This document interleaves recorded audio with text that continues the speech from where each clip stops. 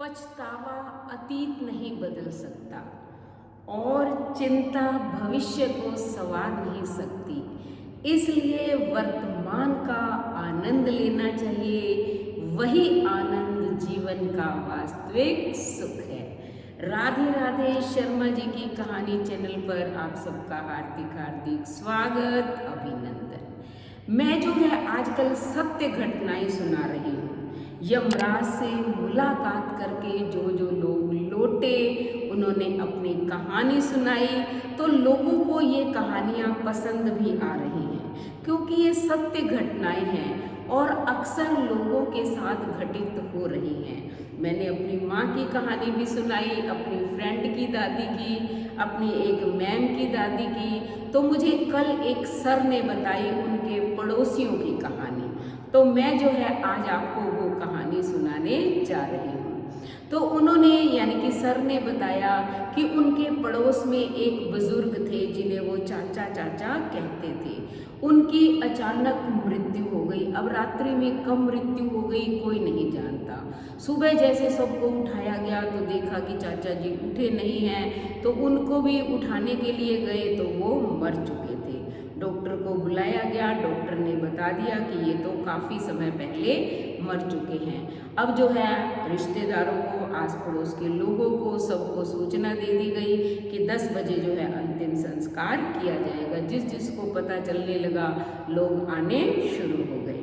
तो 10 बजे उनकी अर्थी जो है सजा दी, तैयार कर दी और उन्हें शमशान घाट पर ले गए। तो शमशान घाट की भी कुछ क्रियाएं होती हैं, वहाँ संपन्न करवाई जाती हैं। तो उन्होंने क्रियाएं सारी संपन्न करवा दी। जैसे वो घड़ा होता है जल का भर के और फिर उसको फोड़ा जाता है। तो जैसे ही वो घड़ा फोड़ा तो आवाज़ आई कि बचाओ बचाओ, मुझे क्यों बांध रखा है, मुझे क्यों बांध रखा है। तो वो चाचा चिल्ला रहे हैं। तो अचानक लोगों ने देखा कि ये क्या हो गया। तो उन्होंने जिस वस्त्र में उन्हें बांधा हुआ था कफन में, तो वो खोला, देखा तो वो जीवित हो चुके थे। सब हैरान।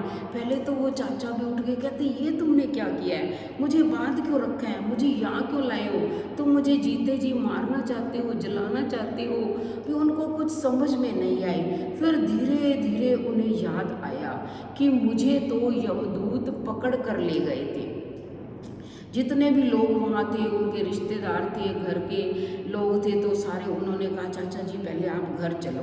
तो उन्हें जो है उठाकर वो घर ले गए। सभी लोगों को कहा कि आप अपने अपने घर जाओ। केवल परिवार के लोग और सगे संबंधी ही वहीं रहे और उनको घर ले आए। घर में भी लेडीज़ देखकर हैरान हो गई कि ये तो मर चुके थे, जीवित कैसे हो गए। तो जब घर लाए उनको पानी वानी पिलाया, फिर पूछा कि चाचा जी अब बताओ क्या बात हो गई थी। तब वो चाचा जी ने बताया। वैसे तो वो बुजुर्ग थे लेकिन उन्हें सब चाचा जी कहते थे। तो उन्होंने कहा कि मुझे 4 यमदूत जो है लेने आए थे। तो वो ले गए मुझे और वहाँ जो है धर्मराज बैठे हुए थे, चित्रगुप्त जी भी थे। तो उन्होंने कहा कि बताओ इन्होंने क्या कर्म किए हैं। तो उन्होंने बताया कि ये इनके अच्छे कर्म हैं और ये इनके बुरे कर्म हैं। तो कहते मुझसे पूछा गया कि आप बताओ पहले अच्छे कर्मों का भोग भोगोगे या बुरे कर्मों का, क्योंकि हर मनुष्य को अपने किए हुए कर्म भोगने पड़ते हैं। तब जो उन चाचा जी ने धर्मराज से कहा कि देखो मैंने जो अच्छे किए हैं, बुरे किए हैं, मैं सभी कर्म भोगने को तैयार हूँ, लेकिन मेरी एक चिंता है कि मेरी जो बेटी है ना, अभी मैंने उसकी शादी नहीं की। मैंने उसके लिए बहुत सारा पैसा भी जोड़ रखा है और आप तो मुझे पहले ही ले आए। मैंने अपने बेटों की तो शादी कर दी, लेकिन मेरी बेटी की शादी हो जाए, आप उसके बाद जो है मुझे यहाँ ले आना। फिर आप जो कहोगे, जहाँ डालोगे, नरक में स्वर्ग में मैं जाने को तैयार हूँ। लेकिन मैं हाथ जोड़कर विनती करता हूँ। वो धर्मराज जी के चरणों में गिर गए, रोने लगे। कहते आप मुझे मोहलत दे दो, कम से कम 1 वर्ष की मोहलत दे दो। मैं 1 वर्ष के अंदर अंदर अपनी बेटी की शादी कर दूंगा।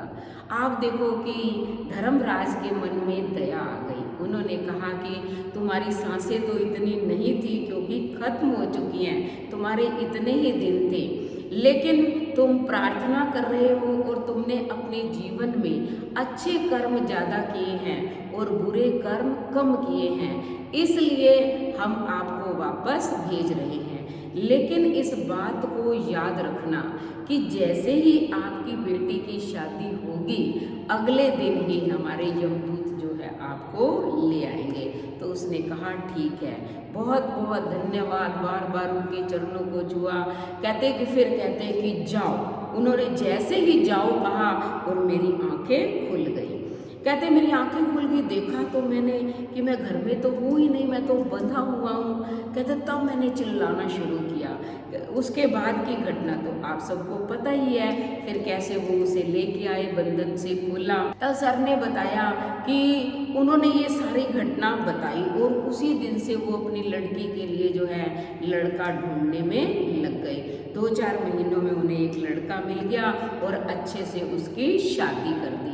अब शादी के अंदर यानी कि उन्होंने अपनी बेटी की हर फरमाइश पूरी की, लेकिन ये बात उन्होंने सबको बता दी थी। घर परिवार के लोग भी टेंशन में थे कि जैसी शादी होगी ये चले जाएंगे, लेकिन उन्होंने कहा था कि नहीं, मुझे अपनी बेटी की शादी जल्दी करनी है, अब मुझे जीना नहीं है, क्योंकि जब मेरी सांसें पूरी हो गई हैं तो मुझे जाना चाहिए। धर्मराज जी ने दया करके मुझे भेजा है।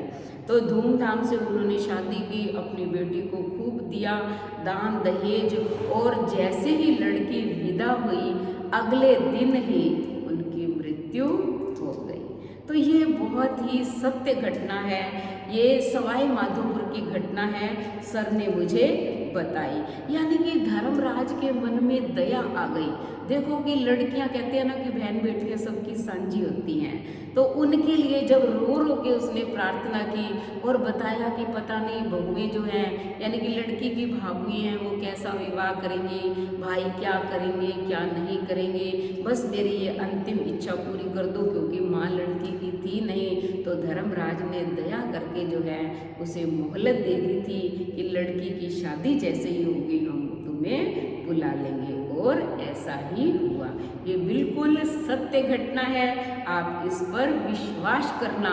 ऐसी बहुत सारी सत्य घटनाएं मेरे पास हैं और धीरे धीरे मैं आपको सुनाऊंगी।